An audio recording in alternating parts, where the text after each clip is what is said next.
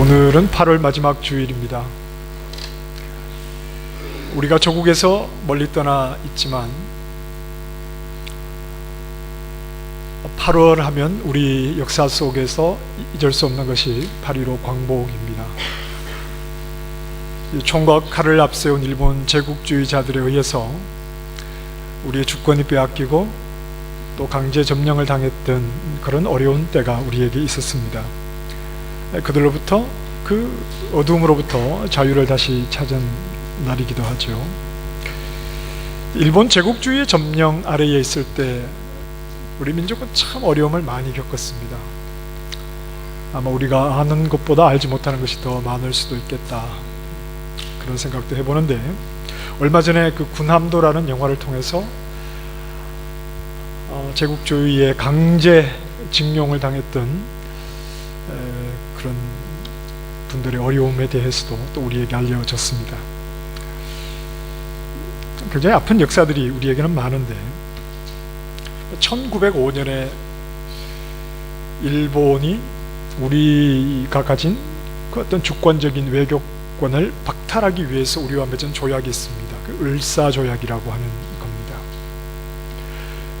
이제 일본 없이는, 그 을사조약을 통해서 일본 없이는 우리가 어떤 외국과도 자유롭게 수교를 할 수 없는, 철저하게 일본의 통제를 받아야 하는 한 나라가 아니라 일본에 그저 예속된, 그래서 을사조약을 맺은 뒤에 한국의 그 조선에 있던 지금 말하면 뭐 대사관이죠. 그런 외국 공관들이 다 철수를 해버립니다. 그리고 일본이 이제 우리나라를 한일 병합이라고 합니까? 5년 뒤에는 그 조약을 맺으면서 완전히 식민체제로 들어가게 됩니다. 그런데 요즘은 이 을사조약이라는 말 대신에 을사늑약이라는 말을 씁니다. 이 조약이라는 말은 나 스스로의 의지에 의해서 약속을 하는 것이 조약이지만, 늑약이라고 하는 것은 강요에 의해서 어쩔 수 없이 도장을 찍을 수밖에 없는, 그것을 가리켜서 늑약이라고 말합니다. 그래서 을사늑약이 맞는 거지요. 제국주의의 총칼 앞에서 어쩔 수 없이 도장을 찍어야만 했기 때문에 그렇습니다. 하나님은 우리와 늑약을 체결하시는 분이 아닙니다. 우리 하나님은 우리에게 늑약을 체결하자고 우리를 하나님 앞으로 이끌지 않으십니다. 하나님은 세상을 지으신 창조주이십니다. 모든 것은 그분의 것입니다. 얼마든지 우리에 대해서 그분의 소유권을 주장하실 수 있고, 우리를 끌고 와서 도장 찍으라고 해도 아무런 문제가 없습니다. 하지만 하나님은 그렇게 하지 않으십니다. 그분은 창조주시고 우리는 피조물입니다. 이 관계는 절대 바뀌지 않습니다. 그럼에도 불구하고 하나님은 우리가 자발적으로 우리의 의지를 가지고 하나님 앞에 나오고, 하나님 앞에 서고, 하나님을 찾고 하나님을 따르기를 원하시는 겁니다.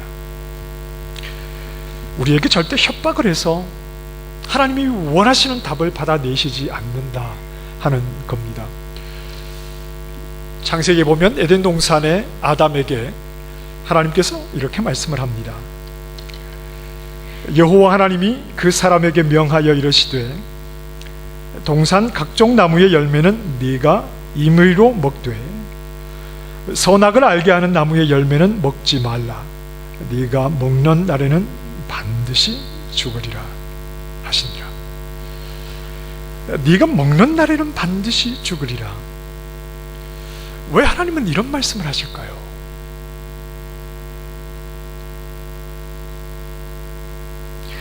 말씀으로 세상을 지으신 하나님은 이런 식으로 말씀하신 적이 없습니다. 말씀으로 세상을 창조하신 하나님은 아담에게 하셨던 이런 방식으로 말씀을 하신 적이 없습니다. 창조하시던 하나님의 말씀에는 만약의 경우를 염두에 두거나 아니면 어떤 다른 경우를 생각을 가정을 해서 말씀을 하시는 경우가 전혀 없으셨죠. 빛이 있으라? 그러면 빛이 있었습니다. 물과 물이 나뉘어서 궁창이 있으라? 그러면 말씀하신 대로 그대로 되었습니다. 하나님은 빛이 있으라, 안 있으면 가만히 두지 않겠다, 이렇게 말씀하지 않으셨습니다.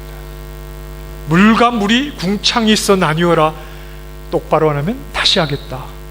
하나님 이렇게 말씀하시지 않으셨죠. 군더더기가 필요 없는 말씀입니다. 이런 식의 말은 우리 아이를 둔 부모나 하는 말입니다. 양치 깨끗하게 해라, 안 하면 이 썩는다. 우리가 제일 많이 하는 말 있죠. 공부 열심히 해라, 그래야 훌륭한 사람 된다. 이런 식의 말은 우리가 하는 말. 그리고 하나님께서 말씀으로 세상을 지으실 때는 절대 그런 식으로 말씀을 하지 않으셨습니다.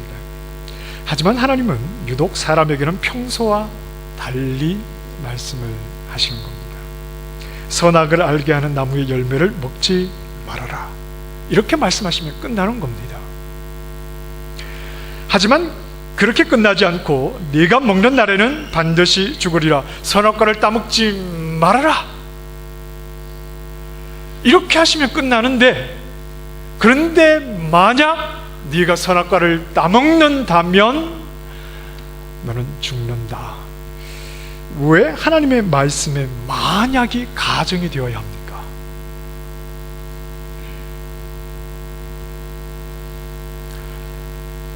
왜 하나님의 말씀에 만약, 하나님의 명령하신 것과 다른 경우가 만약 일어난다면 왜 하나님의 말씀에 이런 만약이 가정되어야 하죠?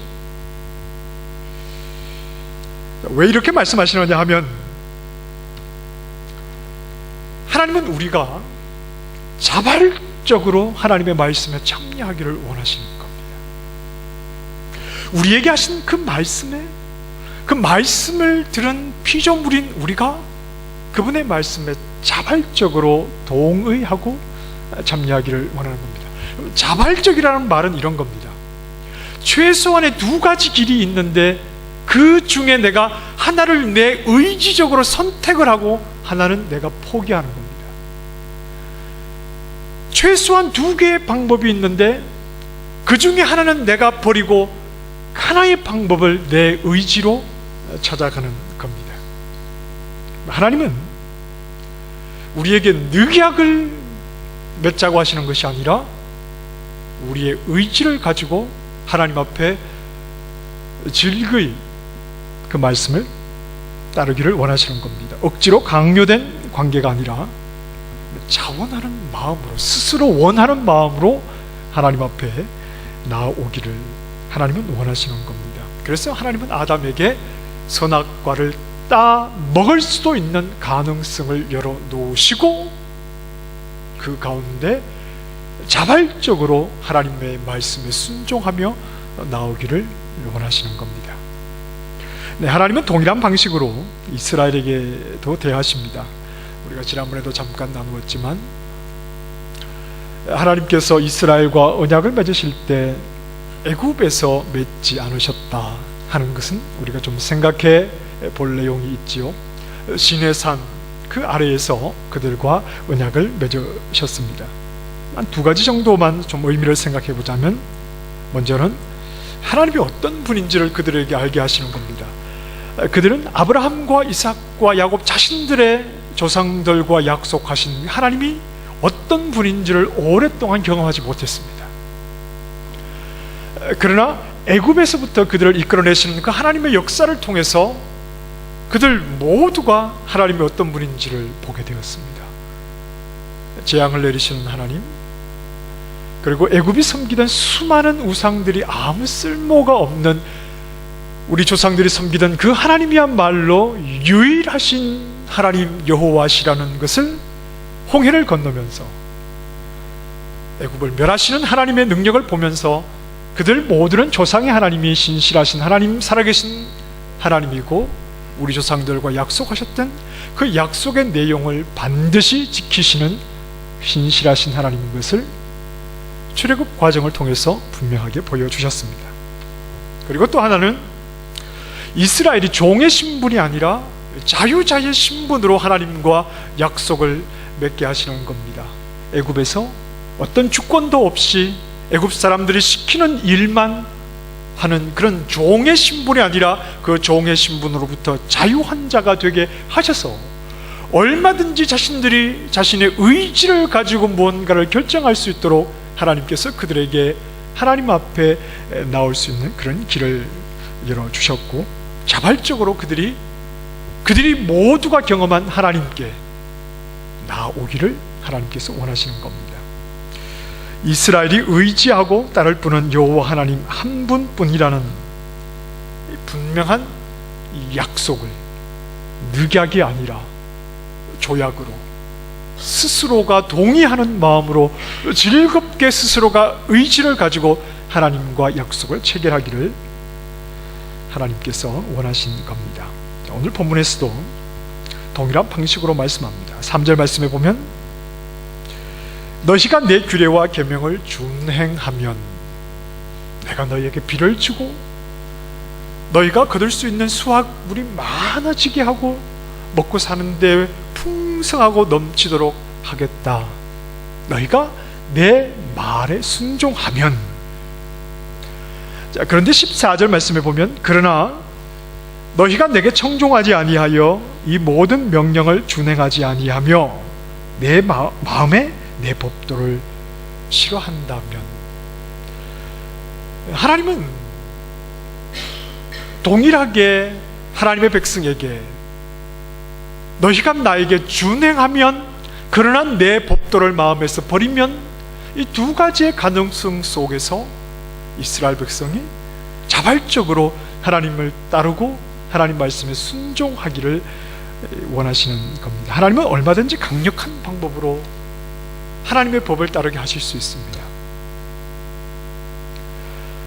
하나님은 얼마든지 그분이 가지신 능력으로 불순종하는 자들을 즉각 처단하시면서 백성을 두려움 속에 빠뜨려서라도 하나님의 말씀을 따를 수밖에 없는 그런 환경을 만들어 가실 수 있습니다. 그러나 하나님은 그런 방법을 택하시는 것이 아닙니다. 하나님은 자기 백성이라고 해서 이스라엘이 그저 외형적으로 질서정연한 그런 형태의 나라를 세우는데 하나님의 목적이 있는 것이 아니기 때문입니다.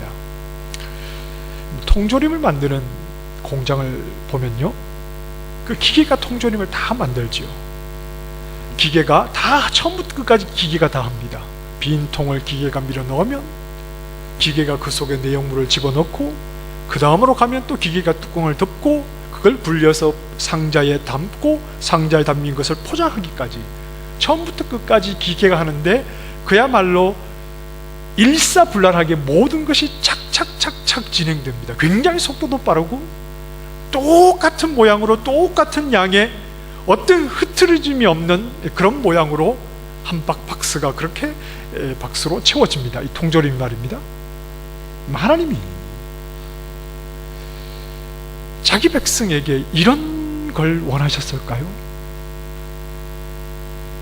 어떻게 해서든지 하나님의 백성이 유지해야 되는 것은 어떤 흐트러짐이 없는 외형적으로 질서정연하고 아무런 문제가 없고 차곡차곡 그냥 아무런 흐트러짐이 없는 그 모습, 정형화된 그 모습을 그의 백성들에게 원하시는 것이라면 하나님은 얼마든지 그렇게 하실 수 있습니다. 말 듣지 않는 이스라엘 백성이라고 하더라도 그들에게 하나님의 노여심과 두려우심을 그들에게 주시면서 하나님은 얼마든지 그렇게 하실 수가 있었을 겁니다.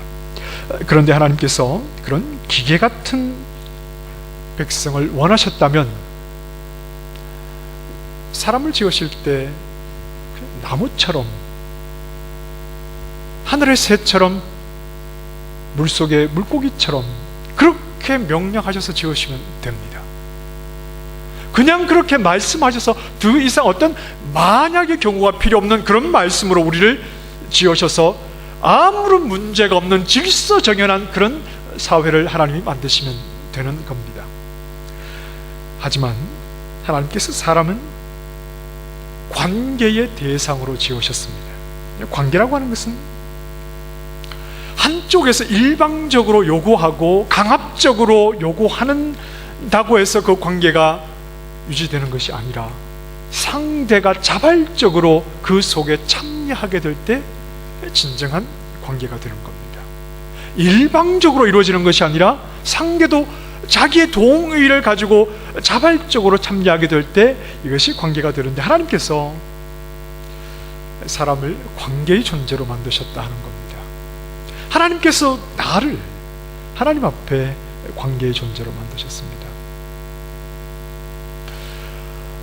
기독교 신앙이라고 하는 것은 그 분명한 방향을 우리가 좀 정해야 합니다.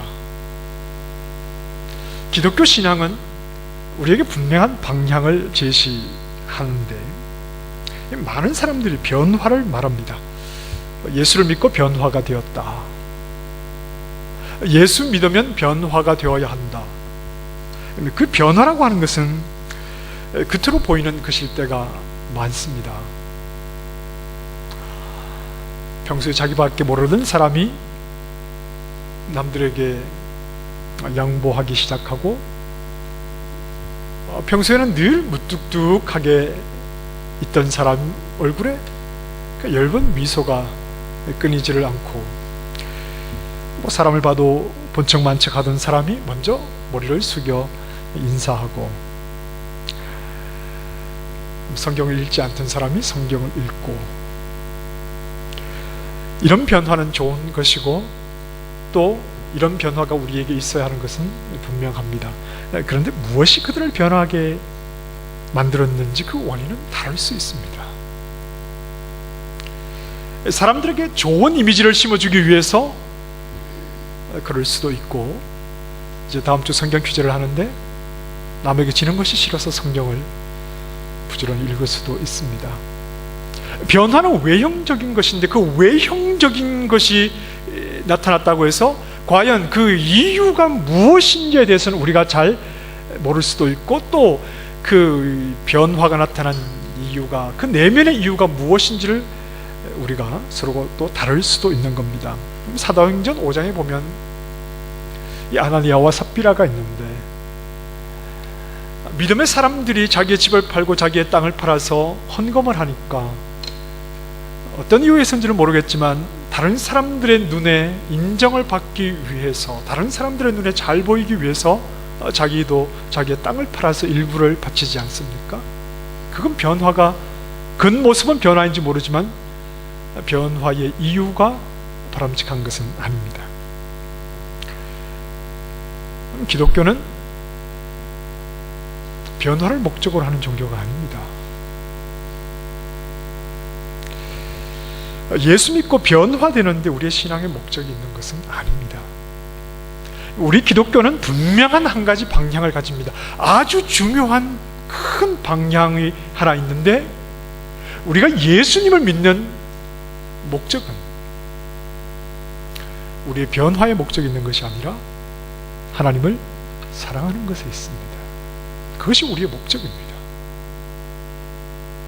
우리에게 어떤 변화가 일어난다면 그건 하나님을 사랑하기 때문에 일어나는 겁니다. 우리에게 어떤 외형적인 변화가 찾아온다면 그건 한 가지 이유여야 합니다. 하나님을 사랑하기 때문에. 하나님을 사랑하기 때문에 우리에게는 얼마든지 변화가 일어날 수 있습니다. 우리 신앙의 목적은 변화가 아니라 하나님을 사랑하는 것, 하나님을 사랑하는 것, 그것이 우리 신앙의 시작부터 끝까지 우리의 전부입니다. 언제나 우리에게서 확인해야 하는 것은 내가 하나님을 사랑하고 있는가 하는 물음입니다. 내가 하나님을 사랑하고 있는가?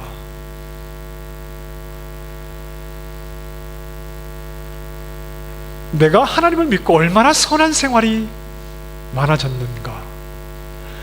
내가 하나님을 믿으면서 얼마나 인격적으로 성숙해졌는가? 그것은 다 내가 하나님을 얼마나 사랑하고 있느냐 하는 것을 보이는 하나의 방법들일 뿐입니다. 만약에 말입니다, 나는 죄를 지을 때 하나님을 정말 사랑해, 말도 안 되는 소리 같지만 나는 하나님을 정말 사랑하는 순간이 내가 죄를 짓고 있을 때야. 그러면 죄를 지어도 괜찮습니다. 근데 이건 말이 안 되죠. 죄를 짓는다는 것은 비뚤어진 자기 사랑 아닙니까? 자기를 사랑하느라 정신이 없는데 어떻게 하나님을 사랑합니까? 죄를 지으면서 하나님을 사랑할 수는 없습니다. 그런데 죄를 지을 때 나는 하나님을 가장 사랑해. 그러면 죄를 지으십시오. 무엇을 말씀드리고 싶은 것이냐 하면 외형적인 변화, 어떤 외형적으로 질서정연한 것, 어떤 선량한 삶을 살아가는 것, 그것이 우리 신앙의 목적이 아니라 하나님을 사랑하는 것, 하나님을 사랑하는 그 마음을 잃지 않는 것, 이것이 우리 신앙에서 가장 중요한 것이다. 내가 무엇을 하느냐, 내가 얼마나 선량한 사람이 되었느냐, 이것이 아니라 하나님을 사랑하는 것, 그것에 우리 신앙의 분명한 목적과 방향이 있다는 겁니다. 여러분, 성경을 한번 보십시다. 신명기로 한번 가보실까요? 민수기 뒤에 신명기가 있습니다. 신명기 12장, 이미 우리가 잘 알고 있는 말씀이지만 다시 한번 확인해 보십시다. 신명기 12장 32절부터 13장 3절까지의 말씀,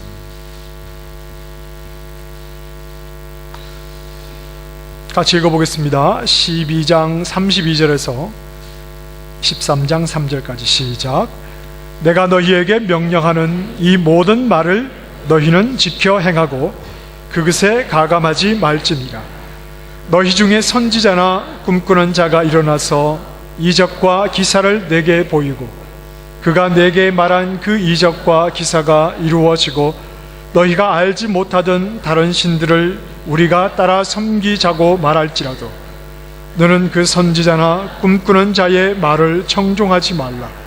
이는 너희의 하나님 여호와께서 너희가 마음을 다하고 뜻을 다하여 너희의 하나님 여호와를 사랑하는 여부를 알리하사 너희를 시험하십니다. 하나님께서 명령하시고 하나님께서 그들에게 말씀을 주신 것은 그 말씀과 다른 어떤 상황, 또 그가 어떤 놀라운 기적을 눈앞에 일으킨다 하더라도 말씀이 아닌 다른 것을 쫓아가지 않고 그 말씀을 지켜야 하는 것은, 그것을 통해서 하나님이 이 백성이 얼마나 나를 사랑하는가 하는 것을 하나님이 보고 싶어 하시는 겁니다. 얼마나 외형적으로 반듯한 삶을 살고 있는가, 그것에 목적이 있는 것이 아니라 하나님의 백성이 얼마나 마음을 다해서 하나님을 사랑하고 있는가 하는 것을 하나님은 주신 말씀을 통해서 확인하고 싶으신 겁니다. 예수님께서 오셔서 바리새인들의 모습을 보고 어떤 모습을 보고 마음을 아파하셨습니까? 왜 너희가 부지런히 예배를 드리지 않느냐, 그런 것 아니었습니다. 왜 너희가 헌금하지 않지, 그런 것도 아니었습니다. 왜 너희가 하나님 말씀을 배우지 않느냐 하는 것도 아니었고, 하나님 말씀을 암송하지 않느냐 하는 것도 아니었습니다. 왜 너희가 변화되지 않느냐, 어떤 외형적인 변화를 하나님, 예수님께서 마음 아파하시는 것도 아닙니다. 예수님께서 그들의 모습을 보시고 마음 아파하신 것은 다만 하나님을 사랑하는 것이 너희 속에 없음을 알았노라. 부지런히 드리는 예배와 또 나름대로 믿음 생활과 부지런히 하나님 말씀을 배우고 살아갔지만, 그러나 그들 속에 하나님 사랑하는 마음이 없는 모습을 보고 하나님은 마음 아파하셨다 하는 겁니다. 그들은 굉장히 외형적으로 번성했습니다. 늘 안식일마다 그들은 예배를 드리고 하나님이 정하신 법을 따라서 그들은 하나님을 부지런히 섬기고 부지런히 기도하고 부지런히 구제하고, 그들은 외형적으로 볼 때 어떤 문제도 없는 것 같았습니다. 그러나 외형적으로 굉장히 번성했을 때 마치 열매는 없는 잎사귀가 무성한 무화과 나무처럼 외형적으로 번성했을 때 그 속에 정말 하나님을 믿는 우리가 가져야 할 신앙의 그 분명한 본질, 하나님을 사랑하는 것, 그것이 빠져 있었다고 하는 겁니다. 이건 우리에게도 올 수 있는 함정이고 유혹입니다. 우리는 외형적으로 번성하면 그게 전부라고 생각을 합니다. 성도가 많이 모이고 예배 시간이 많아지고 예배에서 기도하는 소리가 커지고 외형적으로 번성할 그때 우리는 늘 우리 자신을 살펴야 합니다. 정말 우리 마음속에 하나님을 사랑하는 마음이 있느냐, 정말 내 마음속에 하나님을 사랑하는 마음이 있느냐. 여러분, 외형적인 것은 그렇게 중요하지 않는 것 같아요. 한국교회가 대형교회가 될 때 그 모습이 하나님께 기쁨이 되는 것은 아닌 것 같아요. 성도들 마음속에 진심으로 하나님을 사랑하는 마음이 있을 때 그 모습이 하나님이 정말 교회들에게 바라시는 모습입니다. 골로새서 1장 18절 말씀에 보면 이런 말씀이 있습니다. 그는 몸인 교회의 머리시라. 그가 근본이시요 죽은 자들 가운데서 먼저 나신 이시니 이는 친히 만물의 으뜸이 되려 하심이요. 그리스도, 그는 몸인 교회의 머리시라. 예수 그리스도는 부활하신 후에 공식적으로 교회의 머리가 되십니다. 이 몸이 머리와 떨어질 수 없는 것처럼 이제 몸인 그리스도, 그분의 몸인 우리 교회는 늘 그리스도와 함께 하게 됩니다. 그리스도께서 교회의 머리시라는 것은 몇 가지 의미가 있는데 그 중에 가장 중요한 것은 그리스도는 삼위 하나님과의 그 교제 속에 계시는 분이십니다. 죽음의 권세를 이기신 머리신 그리스도에게 연결된 하나님의 백성은 그리스도가 하나님 아버지와 그 성령 하나님과 나누시는 그 교제 속으로 그와 함께 한 몸이 된, 그의 몸이 된 교회를 데리고 그 교제 속으로 우리를 이끌어 들이신다 하는 겁니다.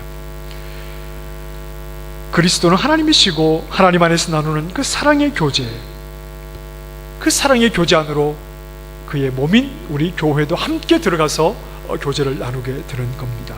로마서 8장 38절에 이렇게 말씀합니다.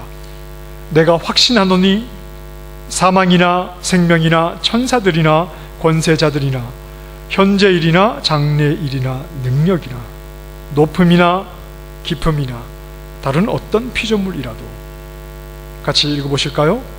우리를 우리 주 그리스도 예수 안에 있는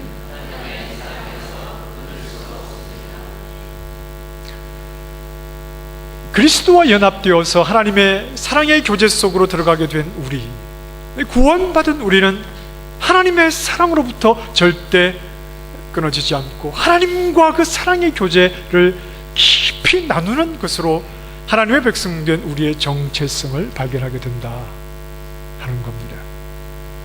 사랑은 물질이 아니기 때문에 그것을 명확하게 제시하기가 좀 어려운 부분이 있습니다. 사랑은 물질이 아니기 때문에, 그래서 우리가 늘 확인하잖아요. 나 사랑해? 얼마만큼 사랑하는데. 물질 같으면 보여줄 수 있는데 보여주지는 못합니다. 물론 성경이 제시하는 하나님 사랑의 방법들도 있습니다.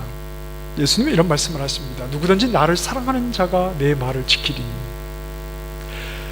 우리 주님의 말씀을 따르고 순종하는 자가 하나님을 사랑하는 자이기도 합니다. 당연합니다. 보는 바 그 형제를 사랑하지 아니하는 자는 보지 못하는 바 하나님을 사랑할 수 없느니라. 형제를 사랑하지도 못하면서 하나님을 사랑한다는 말은 거짓말이라고 했습니다. 하나님을 사랑하는 자, 형제를 사랑하는 그 모습에서 정말 하나님을 사랑하는구나.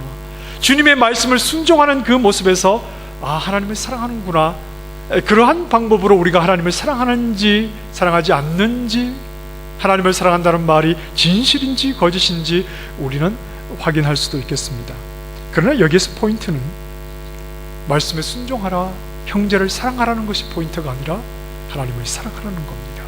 주님을 사랑하는 자, 주님을 사랑하는 자가 주님의 말씀에 순종하고 주님을 사랑하는 자가 형제를 사랑하기 때문입니다.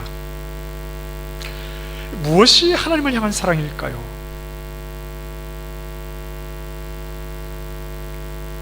우리 신앙에 있어서 가장 중요한 하나님을 사랑하는 것, 무엇이 하나님을 향한 사랑일까요? 하나님, 그분을 향한 자발성입니다. 나 스스로가 그분을 선택하는 겁니다. 나 스스로가 그분을 따라가는 겁니다. 하나님을 알게 하셨으니, 하나님을 아는 믿음을 주셨으니, 하나님 앞에서 살아가게 하셨으니, 나 스스로가 나를 불러주신 그 하나님의 크신 은혜를 알아 내가 어쩔 수 없이 하나님을 찾고 부르는 것이 아니라 나 스스로가 내 마음속에 자원하는 마음을 가지고 내 의지를 다해서 하나님을 찾고 하나님을 부르고 하나님을 향해 달려가는 것입니다.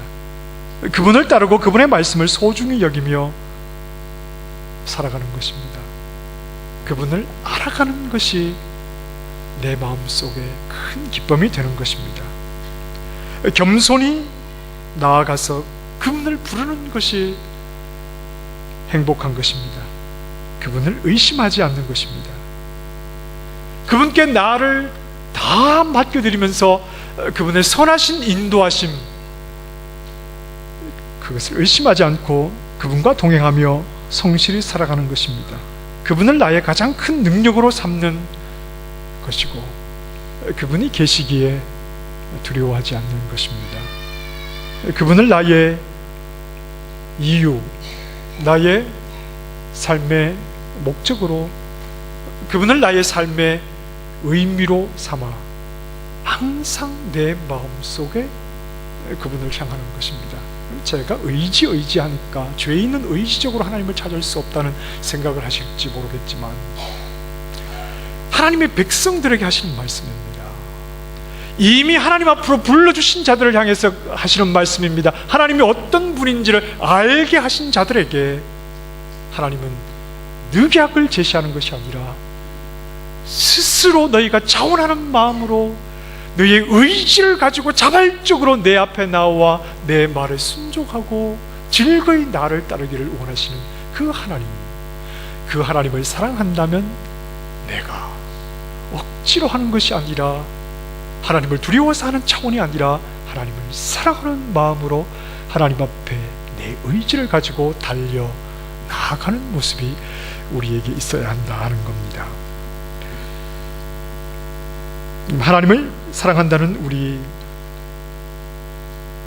무엇으로 하나님을 향한 우리의 사랑을 확인하십니까? 다시 말하면 나는 무엇에 관한 하나님을 향한 자발성을 보이며 살아가고 있느냐 하는 겁니다. 자, 여러분, 하나님을 사랑하시죠? 그 사랑을 무엇으로 확인하시겠느냐 하는 겁니다. 내 속에 하나님을 향한 자발성이 무엇인가 하는 것을 생각을 해보십시오. 얼마든지 방법이 있습니다. 하나님이 원치 않는 방법이 있습니다. 세상 사람들이 선택하는 방법이 있습니다. 꼭 이렇게 하지 않아도 다른 방법도 있습니다. 그러나 내 마음속으로 어떤 일에 관한 내가 자발성을 가지고 하나님 그분께 달려가고 그분 앞에 나아가 겸손하게 엎드리고 하나님을 찾기를 좋아하고 하나님 따르기를 좋아하는 내 마음속에 자발적으로 어떤 일을 하고 있는지 우리 스스로를 돌아볼 수 있기를 바랍니다.